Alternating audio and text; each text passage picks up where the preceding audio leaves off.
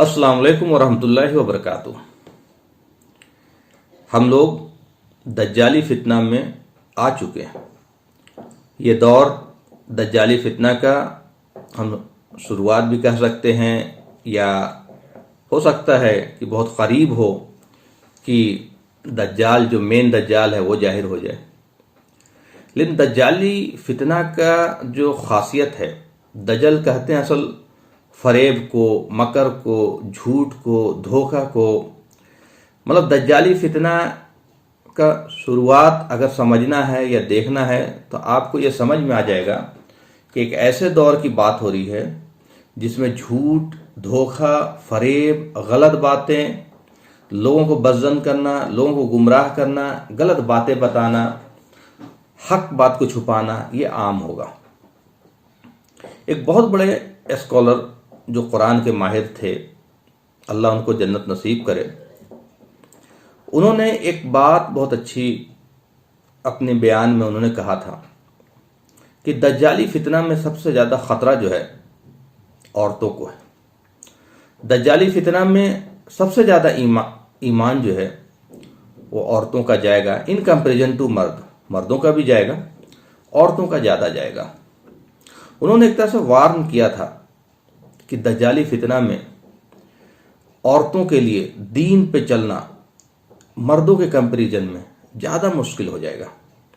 वो हम आज देख रहे हैं, अपनी आंखों से देख रहे हैं ये चीज़ें। ये बहुत पहले उन्होंने कहा था, लेकिन हम आज उन्हें अपनी आंखों से ये चीज़ें देख रहे हैं। किस तरह से औरतों को वर्गलाने के लिए, बज़्ज़न करने के लिए, धोखा देने के लिए, फरेब देने के लिए, इस्लाम की उन खूबियों को गलत बताया जा रहा है, उन खूबियों को खराबी की तरफ पेश किया जा रहा है कि लोग, खास करके औरतें जो हैं, बज़्ज़न हो जाएं। जैसे इस्लाम ये कहता है कि कमाने की जिम्मेदारी जो है, रिस्क कमाने की जिम्मेदारी जो है मर्द को है। जब शादी होती है और निकाह होता है तो निकाह नामा में एग्रीमेंट होता है कि नानो नफ़का, मतलब खाना पीना और कपड़े और सारे ज़रूरियात की चीज़ जो भी औरत का है, वो जिम्मेदारी किसकी है? मर्द की है। ये बहुत बड़ी बात है, ये बहुत बड़ा इनाम है, बहुत बड़ा राहत है औरतों के लिए अगर इसको समझ लें। लेकिन इसी चीज़ को, जो दज्जाली फितना में जिसको मैं कह रहा हूँ, इसी चीज़ को, इस तस्वीर को उल्टा पेश किया जा रहा है कि बताइए, औरतों को इस्लाम जो है बाहर निकलने से रोकता है, जॉब करने से रोकता है, नौकरी करने से रोकता है, कमाने से रोकता है। जो चीज़ रहमत है औरतों के लिए, उसको क्या है, उसको गलत तरीके से पेश करके बज़्ज़न किया जा रहा है। देखिए, मैं एक बहुत ही इम्पॉर्टेंट साइकोलॉजिकल बातें बता रहा हूँ, जो ह्यूमन नेचर की बात है। इंसान आराम प्रस्त है, आराइश प्रस्त है। वो अपने आप को ज़बरदस्ती मुश्किल में नहीं डालना चाहता है, कमाने के लिए खासकर।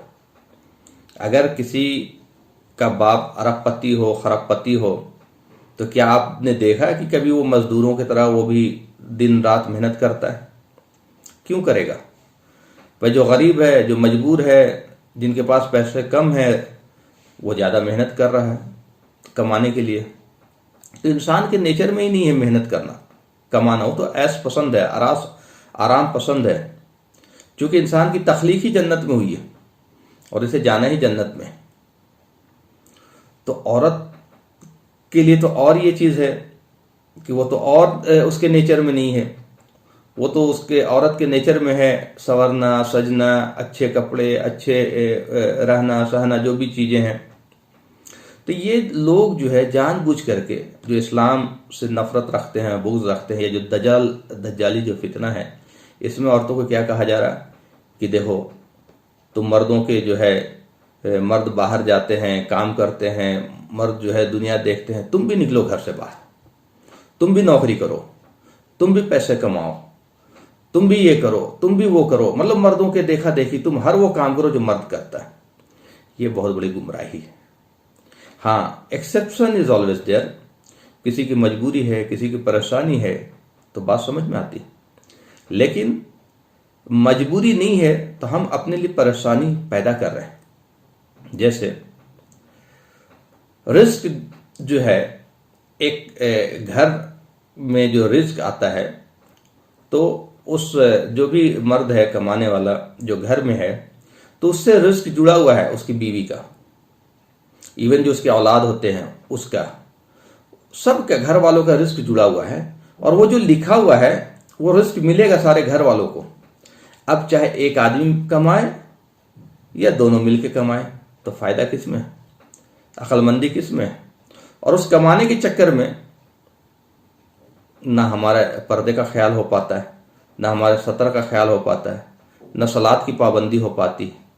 ہاں اگر ایسی جگہ آپ نوکری کر رہے ہیں جہاں صلات کی پابندی کر سکتے ہیں، پردے کی پابندی ہے، تو بالکل اجازت ہے، اسلام روکتا نہیں ہے، منع نہیں کرتا ہے، لیکن ہمیں اپنا فائدہ دیکھنا چاہیے، ہمیں اپنی پرائرٹی دیکھنی چاہیے کہ کس سے ہمارا جو ہے آخرت سنورے گا۔ کہیں ایسا تو نہیں کہ میں لوگوں کو دیکھا دیکھی بے وقوفی میں جو ہے اپنی آخرت جو ہے وہ برباد کر دوں، اور یہی ہو رہا ہے، لوگ دیکھا دیکھی کر رہے ہیں۔ مشقت، رزق کمانا ایک مشقت والا کام ہے، بسوں میں جانا، دھکے کھانا، کار سے ٹریول کرنا، چاہے ٹرین سے ٹریول کرنا، چاہے ہوائی جہاز سے ٹریول کرنا، پھر وہ میٹنگ اٹینڈ کرنا، ہیکٹک شیڈول، یہ میٹنگ وہ میٹنگ، یہاں جانا، وہ مارکیٹنگ، یہ وہ شروع میں تو پتہ نہیں لگتا، لیکن جو لوگ جاب کر رہے ہیں، جو لوگ نوکریاں کر رہے ہیں، جو لوگ بزنس کر رہے ہیں، آپ ان سے پوچھئے کہ لائف کتنی ہیکٹک ہوتی ہے۔ تو ایک عورت جو ہے ایک ہیکٹک لائف دن بھر جو ہے گھر سے باہر گزار کر آئے، اور پھر گھر آنے کے بعد یہ شوہر کے مزاج میں ہے، وہ چاہے گا جب وہ بھی کام کر کے آ رہا ہے عورت بھی کام کر کے آ رہا ہے، لیکن میجورٹی کیس میں شوہر وہ چائے نہیں بنائے گا، وہ کھانا نہیں بنائے گا، وہ چاہے گا کہ بیوی ہی بنائے اور بیوی ہی کام کرے۔ تو اس کی وجہ سے ہو جاتی لڑائی، اس کی وجہ سے ہو جاتی آپس میں من مٹاؤ، اس کی وجہ سے ہوتا ہے گھر میں جو ایک سکون کا جو ماحول ہوتا ہے، ایک اطمینان، جو گھر جنت بن سکتا ہے، وہ گھر جو ہے آپس میں لڑائی جھگڑے سے وہ جہنم بن جاتا ہے، اور کئی بار طلاق کی نوبت آتی ہے۔ اکثر میں نے دیکھا ہے، خاص کر مسلم فیملی میں جہاں میاں بیوی جاب کر رہے ہیں، ان کی یہاں لڑائیاں زیادہ ہوتی ہیں یا وہ طلاق کی نوبت آ جاتی ہے۔ تو یہ چیزیں ہم غور کریں کہ ہمارے لیے کیا فائدے کی چیزیں۔ اب ایک چیز اور بہکایا جاتا ہے کہ بھائی دیکھو، عورت کیوں کھانا پکائے، عورت کیوں کپڑے دھوئے، بالکل، جبکہ یہ نکاح نامے میں ہے کہ کھانا اور کپڑے دھونا اور یہ ساری چیزیں عورت کے ذمہ نہیں ہیں، لیکن اس میں ایک بہت اہم بات ہے، بہت اہم بات ہے، جو چیز آپ کی ذمہ داری میں نہیں ہے اور وہ کام اگر آپ کر رہے ہیں اللہ کی رضا کے لیے، اپنے اولاد کے لیے، اپنے شوہر کے لیے، اپنے ماں باپ کے لیے، ساس سسر کے لیے، جو آپ کے کانٹریکٹ میں یا آپ کی ذمہ داری میں نہیں تھا، کھانا پکانا یا کپڑے دھونا یا گھر کا اور کام، خوشی خوشی سے اللہ کی رضا کے لیے، تاکہ گھر بھی آپ کا سکون سے رہے۔ بے شک اللہ کے رسول صلی اللہ علیہ وسلم کا سنت ہے کہ وہ ساتھ دیتے تھے اپنی ازواج مطہرات کے، بیویوں کا کھانا پکانے میں، کپڑے دھونے میں ساتھ دیتے تھے۔ تو یہ کس کھاتے میں جائے گا؟ یہ اہم سوال ہے، اور یہ بہت بڑی بات ہے۔ اگر یہ عورت کو سمجھ میں آ جائے، کسی لیڈیز کو، تو کبھی وہ گھر سے باہر نہیں نکلے گی۔ جو چیز آپ کے کانٹریکٹ میں نہیں تھا، ذمہ داری میں نہیں تھا، اور وہ جو کام آپ کر رہے ہیں وہ احسان میں آئے گا، اور احسان کا بدلہ بہت بڑا ہے۔ اللہ تعالیٰ قرآن میں کہتے ہیں ان اللہ یحب المحسنین، احسان کرنے والے کو محسن کہا گیا، اور اللہ تعالیٰ محسن سے محبت کرتا ہے۔ اس لیے عورتوں کا جنت میں جانا بہت آسان ہے، بہت آسان ہے۔ یہ بات اگر عورتوں کو سمجھ میں آ جائے تو کبھی بھی اننیسیسری صرف دنیا کو دکھانے کے لیے یا ہوس میں، یا پھر ہم بھی مردوں کے برابر ہے، ہمیں بھی کچھ کرنا ہے، ہمیں بھی اپنی آخرت کو داؤ پہ نہیں لگائیں گے۔ چونکہ یہاں آپ چاہے ارب پتی ہوں، خرب پتی ہوں، بہت عیش و آرام کی دولت جمع کر لیں، اور مرنے کے بعد اگر ٹھکانہ جہنم ہوا تو ہم سے بڑا کوئی بد نصیب نہیں۔ اور دنیا اگر ہماری حالات سے یا پریشانی سے یا فقر و فاقہ میں گزر جائے اور مرنے کے بعد جنت ہوا، تو اس سے بڑی کوئی کامیابی نہیں۔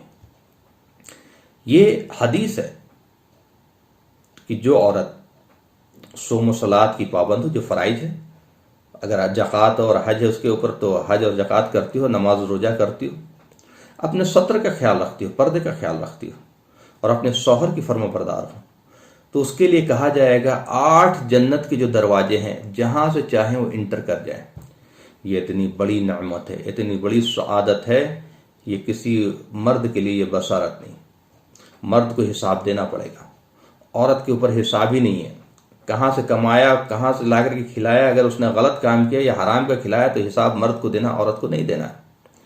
تو عورت کے اوپر نہ بچپن میں حساب تھا کیونکہ وہ باپ کی کفالت میں ہے، شادی ہو گئی تو شوہر کی کفالت میں ہے، اور اگر بڑی عمر میں انتقال کر گئی تو بچوں کی کفالت میں ہے، کبھی حساب آیا ہی نہیں۔ اور وہاں سب سے بڑا جو انسان کے لیے تکلیف دہ چیز ہوگی وہ حساب ہوگا کہ کہاں سے کمایا اور کہاں خرچ کیا۔